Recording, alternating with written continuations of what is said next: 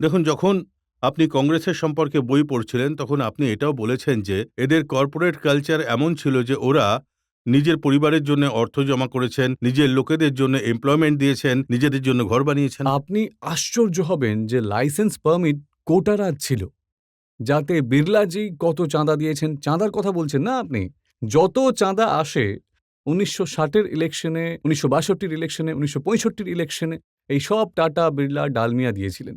Licence permit কোটারাজে Birla যে ছিলেন উনি অ্যাম্বাসেডর বানাবেন, বাজাজ যে রয়েছে উনি স্কুটার বানাবেন, ডালমিয়াজি সিমেন্ট বানাবেন, টাটাজি স্টিল বানাবেন।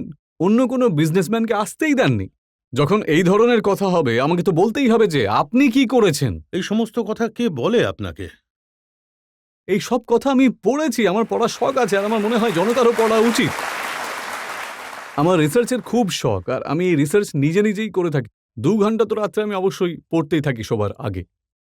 কংগ্রেসের লোকেরা তো এটা বলে যে নিশিকান্ত দুবেকে আনলিশ করে দিয়েছে অপোজিশনের ওপর মোদিজি। আমি আপনাকে বলছি যে মোদিজির নামের এত প্রভাব অপোজিশনে, যেমন রাম রাম রাম রাম জপে, তেমনই অপোজিশনে মোদি মোদি মোদি মোদি জপ করে। কেউ কিছু যদি কিছু করে তো ওদের মনে হয় যে মোদিজি করাচ্ছে। তো এই সমস্ত রিসার্চ করার জন্য আপনি কোনো টিম না, রেখেছেন কোনো নাকি? টিম নেই, আমি একাই একটা টিম, ওয়ান ম্যান আর্মি। ১১টা থেকে রাত ১টা পর্যন্ত ২ ঘন্টা প্রতিদিন পড়াশোনা করি, আর ওই পড়ার যে সুফল সেটা জনতাকে বলে দিই আমি। আপনি রোজ রাতে বেশ কয়েক ঘন্টা শুধু গান্ধী নেহেরু পরিবারের ওপরেই পড়াশোনা করেন।